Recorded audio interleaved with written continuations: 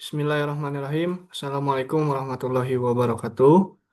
Pertama-tama, saya ingin mengucapkan terima kasih kepada Ibu Rahmi Rismayani Dery, SPSI MT, yang telah memberikan kesempatan untuk menyampaikan presentasi ini.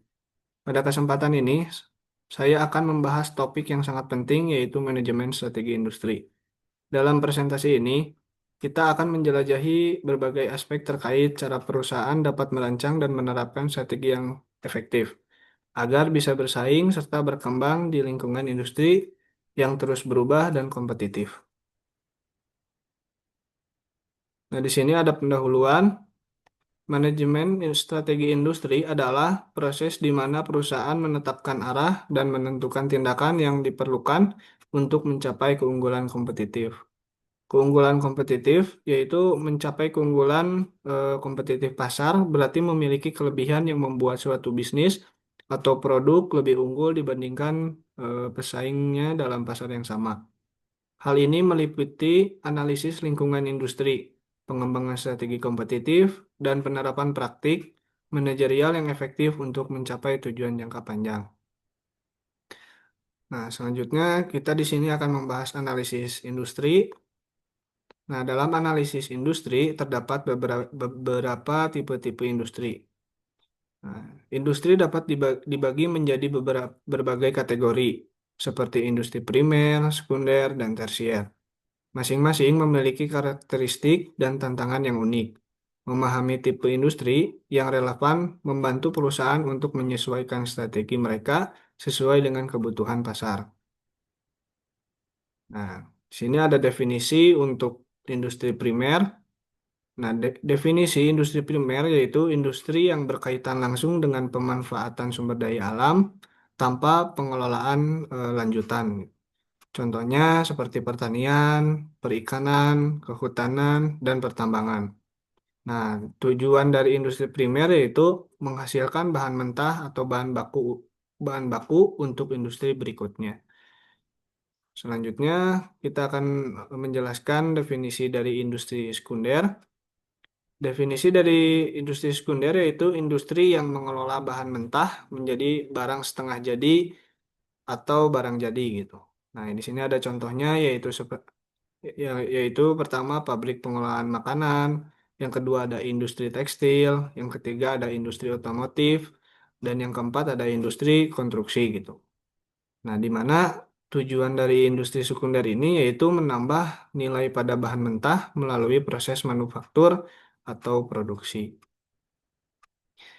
Nah, di sini ada definisi dari industri tersier, yaitu industri yang tidak memproduksi barang, tetapi menyediakan jasa atau distribusi barang ke konsumen.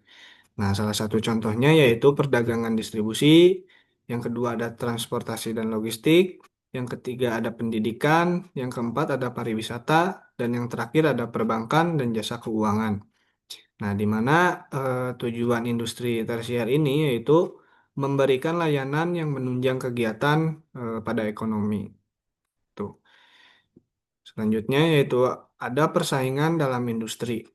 Persaingan dalam industri mencakup analisis pesaing utama dan memahami kekuatan serta kelemahan mereka. Ini memungkinkan perusahaan untuk menentukan posisi mereka dan mengembangkan strategi yang efektif untuk bersaing dan berinovasi di pasar. Gitu. Selanjutnya yaitu ada kekuatan pasar. Nah, dalam kekuatan pasar mencakup analisis faktor-faktor yang mempengaruhi daya tawar perusahaan dan konsumen. Nah, kekuatan pasar ini termasuk kekuatan penyedia, kekuatan pelanggan, ancaman produk pengganti, dan hambatan untuk memasuki pasar. Memahami kekuatan ini membantu perusahaan mengidentifikasi kesempatan dan ancaman dalam lingkungan industri. Slide selanjutnya, di sini ada strategi kompetitif. Nah, dalam strategi kompetitif ada yang namanya positioning pasar. Nah, dalam positioning pasar, proses menentukan bagaimana sebuah produk atau layanan akan ditempatkan dalam pikiran konsumen dan dibandingkan dengan pesaing. Nah, ini positioning pasar ini melibatkan penentuan atribut produknya, gitu. Terus manfaat yang ditawarkan, dan identitas merek yang ingin dibangun untuk menarik segmen target, gitu. Selanjutnya yaitu ada inovasi produk. Dalam inovasi produk merupakan kunci untuk mempertahankan relevansi dalam industri yang kompetitif. Ini mencakup pengembangan produk baru dan peningkatan produk yang ada untuk memenuhi kebutuhan pelanggan yang terus berubah. Strategi inovasi yang efektif dapat menciptakan keunggulan kompetitif yang berjangka panjang atau berkelanjutan. Selanjutnya, nah di sini ada alians strategis.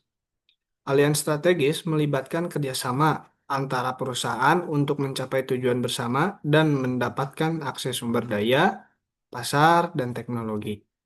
Ini dapat memperkuat posisi kompetitif dan menciptakan nilai tambahan melalui sinergi antara mitra yang berkolaborasi.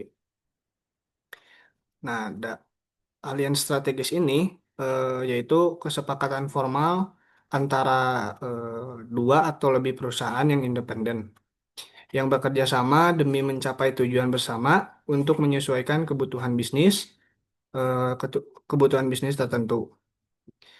Nah, ini tuh bukan berarti satu perusahaan membeli yang lain, melainkan mereka menggabungkan kekuatan, sumber daya, kapasitas, atau keahlian mereka untuk menciptakan nilai yang lebih besar daripada mereka bekerja sendirian gitu. Nah, alians strategis ini biasanya bersifat sementara dalam jangka waktu tertentu dan sering melibatkan perusahaan yang bukan pesaing langsung, namun memiliki produk atau layanan yang serupa atau target yang sama gitu. Nah, kenapa sih perusahaan perusahaan membentuk alians strategis? Nah, ada beberapa alasan kenapa beberapa perusahaan untuk memilih atau membentuk alians strategis. Yang pertama yaitu mengurangi biaya risiko, yang kedua akses ke sumber daya baru, dan yang ketiga meningkatkan keunggulan kompetitif.